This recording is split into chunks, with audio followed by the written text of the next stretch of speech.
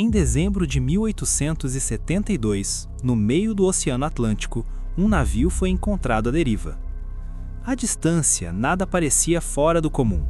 As velas ainda estavam erguidas, o casco intacto e o movimento suave sobre as ondas indicava que a embarcação ainda respondia ao vento. Não havia sinais de colisão, não havia fumaça, não havia qualquer indício de emergência visível. Era apenas mais um navio solitário cruzando o oceano, até que se percebeu algo estranho. Não havia atividade no convés, nenhuma figura humana, nenhum movimento, apenas um silêncio incomum para uma embarcação em pleno mar aberto. Quando marinheiros finalmente subiram a bordo, o que encontraram não foi destruição, nem caos, nem vestígios de violência. Encontraram algo mais inquietante, um navio completamente funcional e completamente vazio. Nenhuma pessoa, nenhuma explicação imediata, apenas a sensação de que todos haviam partido às pressas, deixando para trás um cenário congelado no tempo. Esse navio era o Mary Celeste, e sua história se tornaria um dos maiores mistérios da navegação moderna. Poucas semanas antes, no dia 7 de novembro de 1872, o Mary Celeste havia deixado o porto de Nova York em direção a Gênova, na Itália. Era uma rota comercial comum, realizada por inúmeras embarcações ao longo dos anos. O navio transportava mais de 1.000 barris de álcool industrial, uma carga inflamável, mas rotineira para a época. O capitão, Benjamin Briggs, era um homem experiente, conhecido por sua prudência e respeito às condições do mar. Ele não era alguém que tomava decisões impulsivas. Sua reputação era construída sobre disciplina e responsabilidade. Talvez por isso, uma escolha específica chame ainda mais atenção. Ele decidiu levar sua esposa e sua filha pequena a bordo. Em um ambiente imprevisível como o oceano, essa decisão revela confiança. Confiança no navio, na tripulação e na própria viagem. A tripulação era formada por 7 marinheiros experientes, homens que conheciam o ritmo do mar, que já haviam enfrentado tempestades e longos períodos de isolamento. Nada indicava tensão ou conflito entre eles. A viagem começou como tantas outras, com o som constante das ondas, o balanço regular da embarcação e a rotina silenciosa que acompanha travessias oceânicas. Dias se passaram e tudo parecia seguir dentro da normalidade. Nenhum registro de perigo extremo, nenhuma anotação alarmante no diário de bordo. Então, no início de dezembro, o destino do navio cruzou com outro. O Dei Gratia navegava pela mesma região quando sua tripulação avistou algo incomum no horizonte. Um navio se movendo de forma irregular, sem responder a sinais. A aproximação foi cautelosa. Em alto mar, qualquer anomalia pode representar risco. Ao se aproximarem, identificaram o nome pintado no casco. Era o Mary Celeste. A ausência de resposta aumentava a tensão. Nenhum marinheiro visível, nenhuma atividade. Apenas uma embarcação à deriva, obedecendo apenas ao vento e às correntes. A decisão de abordar foi inevitável. Um pequeno grupo subiu a bordo, esperando encontrar respostas. Talvez uma tripulação doente, talvez vítimas de algum incidente.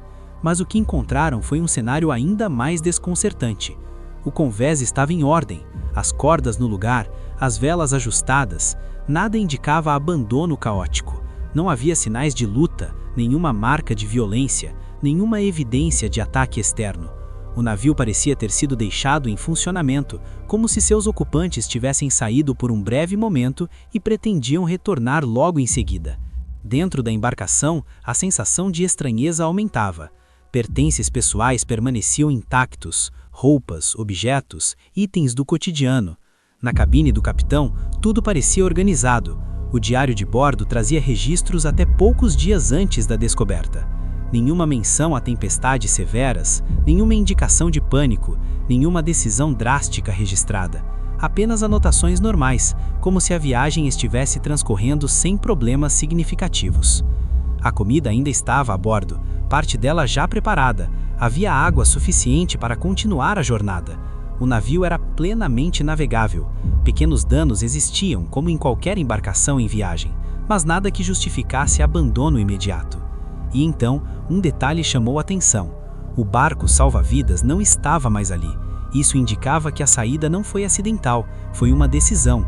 A tripulação havia deixado o navio por conta própria, mas o motivo permanecia um enigma. 10 pessoas estavam naquela embarcação: o capitão, sua esposa, sua filha e 7 marinheiros experientes. Nenhuma delas foi encontrada, nenhum corpo apareceu no mar, nenhum sinal de sobrevivência registrado.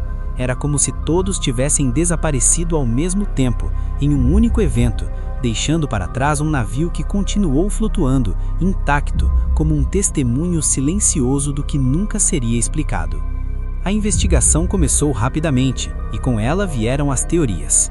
Algumas apontavam para motim, sugerindo que a tripulação poderia ter se revoltado contra o capitão, mas não havia sinais de conflito, nenhuma evidência de luta, nenhum indício de violência interna.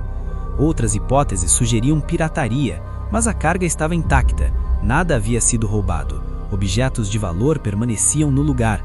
Para piratas, não faria sentido abandonar uma embarcação com tanta mercadoria. Com o passar do tempo, surgiram explicações mais técnicas.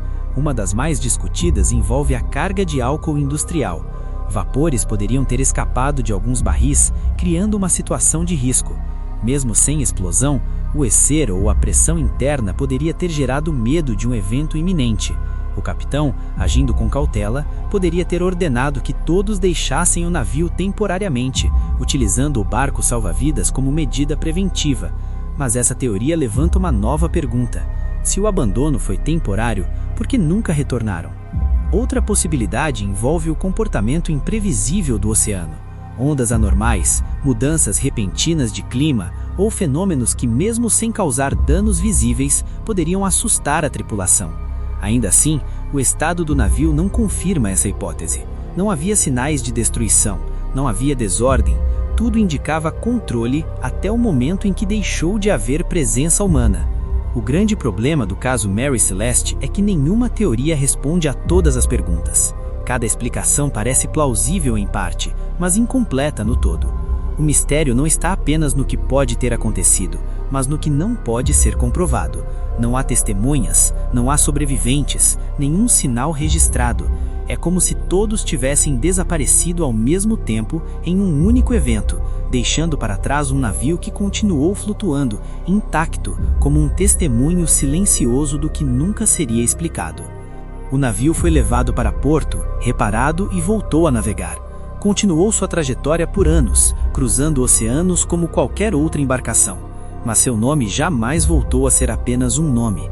Tornou-se símbolo de algo maior, um enigma que atravessa gerações. Um caso estudado, debatido e reinterpretado inúmeras vezes. Hoje, ao olhar para essa história, o que mais impressiona não é o desconhecido em si, mas o vazio que ele deixa. Um navio funcional, uma viagem aparentemente tranquila e um desaparecimento completo. Sem aviso, sem explicação, sem encerramento. É um lembrete de que, em vez de um mundo mapeado e estudado, ainda existem eventos que escapam completamente à compreensão humana. E talvez a parte mais inquietante seja imaginar o momento exato em que tudo mudou, o instante em que uma decisão foi tomada. O que o capitão viu ou acreditou ver para abandonar um navio seguro no meio do oceano, levando sua própria família? O que fez 10 pessoas deixarem para trás tudo o que tinham, sem garantia de retorno? Porque no fim, o Mary Celeste não é apenas um mistério marítimo, é um símbolo de tudo aquilo que desaparece sem deixar respostas. E nos lembrete de que às vezes o mais assustador não é o perigo que enfrentamos, mas o silêncio que fica depois que tudo desaparece.